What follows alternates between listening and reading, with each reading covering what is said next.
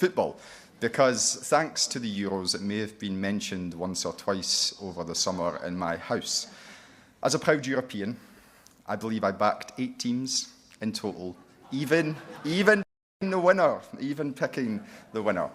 But friends, I'm afraid that this is where the success this summer mostly begins and ends, because there can be no hiding from the fact that I stand here today as the leader of a much smaller Westminster group. 8 short weeks ago, we lost dozens of good colleagues and we lost the election. In this room, we all know and we all understand that hiding from that harsh reality will fix nothing, because the right response never lies in easy excuses. The only right response is rooted in reflection and responsibility. Because the honesty, the brutal honesty of democracy means that we need to be brutally honest with ourselves. It wasn't our political opponents, and it wasn't the media who sent us a stark message at the general election. It was the people we serve. And when the Scottish people, the very same people who have previously placed their trust in us, send us a democratic message, the only right response is to listen and then to act. And those actions must involve change. The change of knowing that we must reroute ourselves in the priorities of the Scottish people, the priorities they are telling us we have moved away from. The change of knowing that the standards the public expect from the politicians, their politicians, are as high as they have ever been. The change of knowing that when you say you are going to do something, you deliver it. And committing to that change, let me be very clear about something else too. In a team, you don't point fingers. You accept that the mistakes of others are your mistakes too. Just as our recent results are our collective burden to bear, it is now our collective challenge to mend the trust that we have lost with the Scottish people. And collective change will only ever come from the individual actions we all now decide to take. Now, it was once famously written that everyone thinks of changing the world, but nobody thinks of changing himself. I think there's probably a fair degree of truth in that. And that is exactly the challenge and the change we all now face. Embracing the humility and honesty of defeat in order to renew our relationship with the Scottish people. Showing that we can speak again to their aspirations and that we have the competence to deliver for them and their families. Reimagining our offer and re-earning the right to represent them. And yes, still being honest with all of our people that we firmly believe that independence remains the road to a better future. That is a path to recovery for this party. But more importantly, that is a path to delivering for the people we serve. And friends, we must remind ourselves that whilst the sea has flowed back, our tide mark remains. And collectively, the SNP will not just rise to that mark again, but united we will surpass it. And that is the hope that must lead us forward together.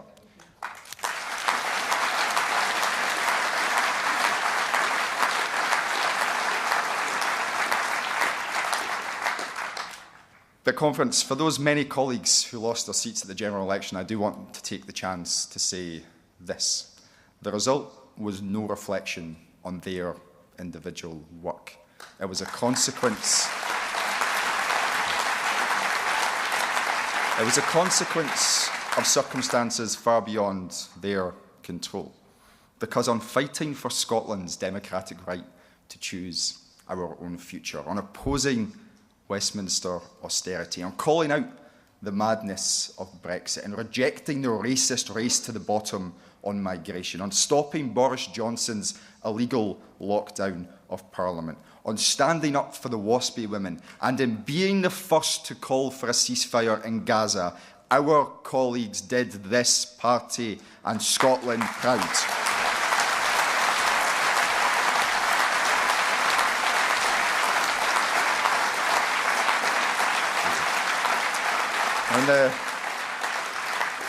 In the often hostile environment of Westminster, they were Scotland's voice, and they were a voice to be reckoned with.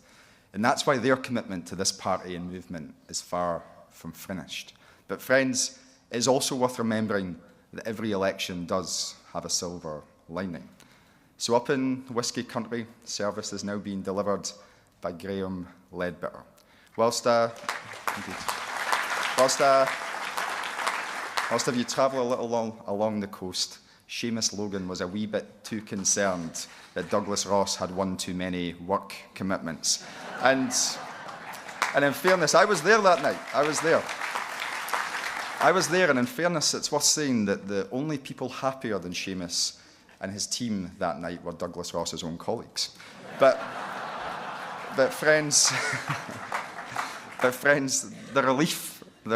palpable relief of getting rid of the Tories has been rapidly replaced with the stark reality of a new Labour government. And for a moment, let's give credit where it is due. There is no denying that Labour ran a very effective political campaign. And campaign slogans can be very powerful things. Change was a powerful, simple, and winning slogan. But for many people in Scotland and beyond, it was more than just a word. It was a promise. The promise of totally transforming the way in which politics works after 14 long years of the Tories. And it's that promise which is already being pulled apart. Because only 8 weeks on, that hopeful promise of turning the page on the Tories has been replaced with the new Labour promise of a painful politics. And we've already seen the preview. Keeping the two-child benefit cap, cutting the winter fuel payment, energy bills heading up 10%, and laying the ground for a new era of austerity. And the Prime Minister, the new Prime Minister, is all too eager to assure us that the worst is yet to come. You will all know that one of the oldest sayings in politics is that you campaign in poetry and you govern in prose. Labour's gone one step further. They've decided to campaign in poetry and govern painfully. From the poetic promise of change to things can only get worse. Taking a hammer to public services seems all too apt for the tool maker's son. Now,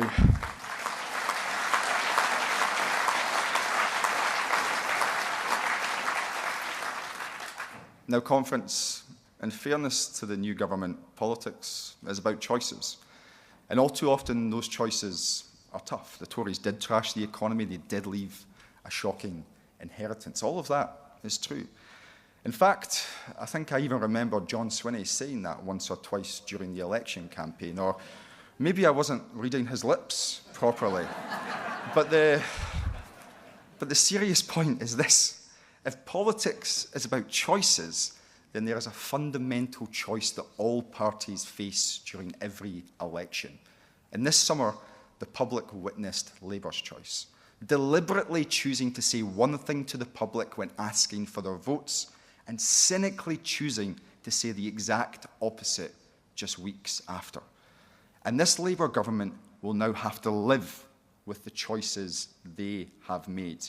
And I can assure you, friends, they deserve to be reminded of that choice each and every day, and that is exactly what SNP MPs in Westminster will do.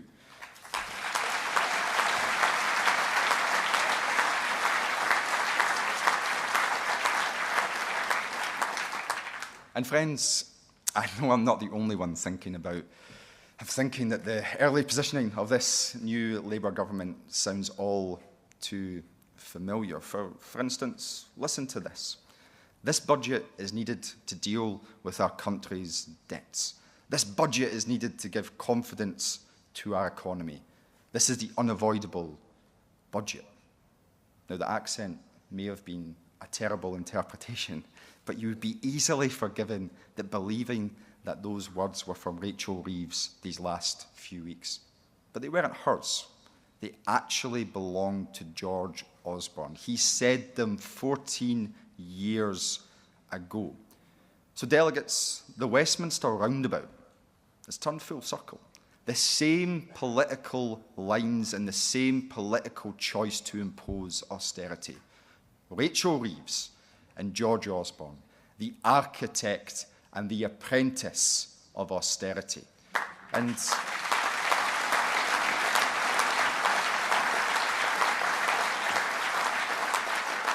And friends, as this new era of austerity has been announced in Westminster, what else has been put on offer for Scotland? A Secretary of State who siphons off £150 million into the Scotland office, whilst his very Chancellor picks £160 million from the pockets of our pensioners by cutting the winter fuel payment. In this very city, the new Labour government has had to cut nearly £1 billion from an AI project in Edinburgh University. And of course, we've got the establishment of GB Energy.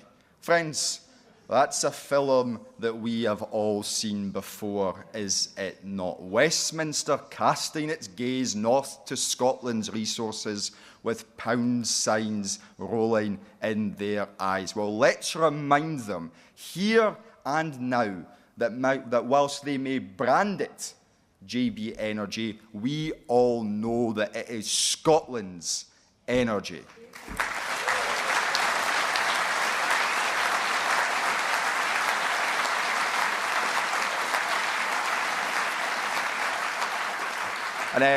And while all this has been going on, what of Labour's man in Scotland? Well, I seem to remember very many carefully placed media articles promising that Anas Sarwar would be the first man to stand up to Keir Starmer in his government if he disagreed with their decisions. We were promised that he would be the hard man of Scottish politics and wouldn't be found wanting in standing up for Scotland. Well, it turns out that Anas Sarwar is less hard man and more hard man to find, because he's usually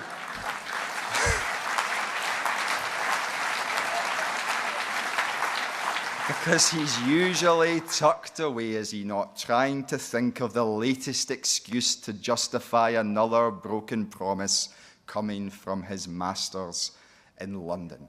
In conference, on a serious note, in conference, when it comes to Anas and his arguments, I think it's time to put one thing to bed. If you are a unionist, if you believe that economic policy should be primarily set in London, please stop this nonsense that the economic and budgetary position in Scotland is somehow nothing to do with Westminster. You cannot on the one hand boast about the so-called broad shoulders of the union, whilst at the very same time wash the other hand of responsibility for the austerity that same union imposes. Labour are not being honest with the public about the seriousness of the situation we face, and the situation demands better. In fact, what it demands is experienced and principled leadership. Now, the new Prime Minister rightly talks about politics returning to the service of the people, and its absence in Westminster has been all too obvious for all of us. But the world does not begin and end inside the walls of Westminster.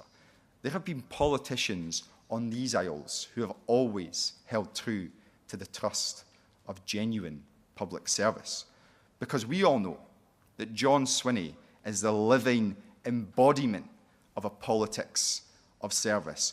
All his adult life has been dedicated to the purpose of this party, alongside a clear-eyed commitment to his country and its future. There is no man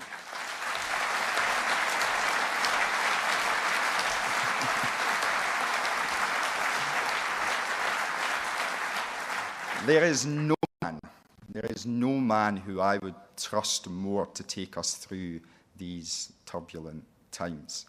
As someone once said, now is not the time for a novice. We are lucky to have him, and Scotland is all the better that he is leading us today.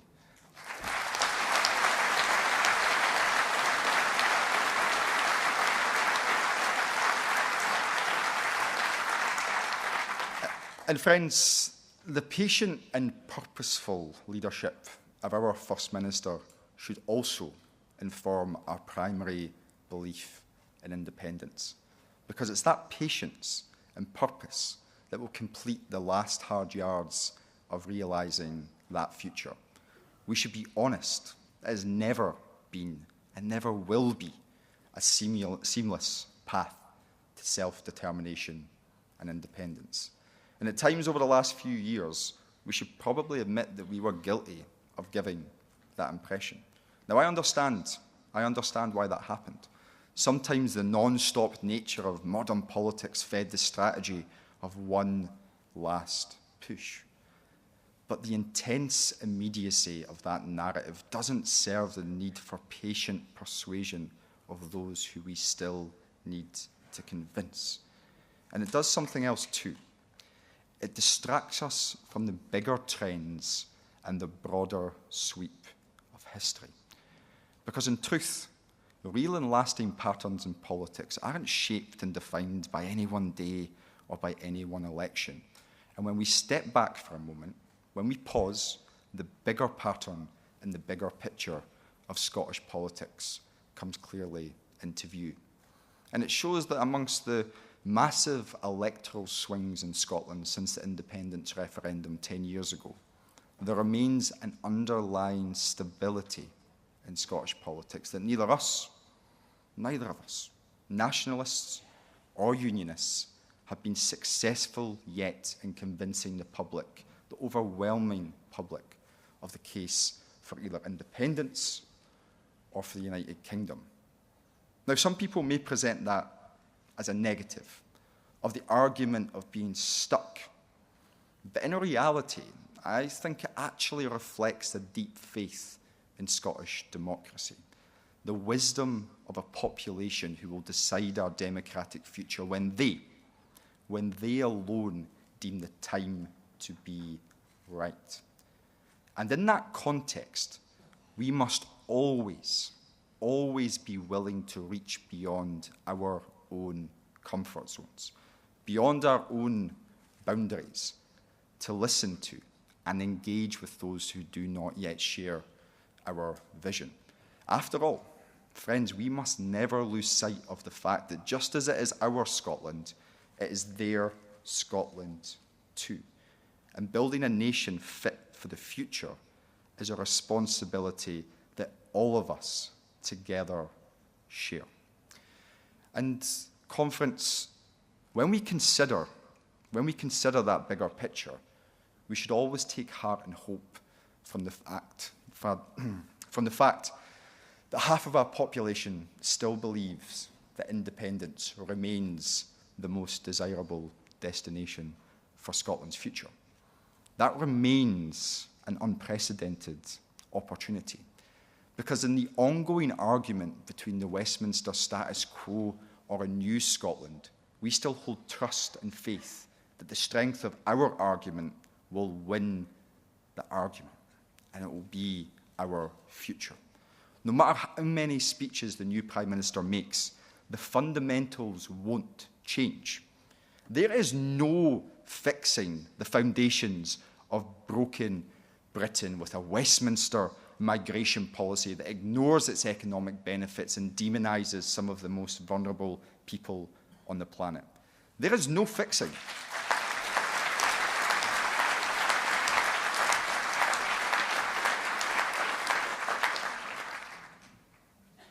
There is no fixing the foundations of broken Britain when the first policy that goes in the Westminster political bin is real investment in green energy to drive green growth.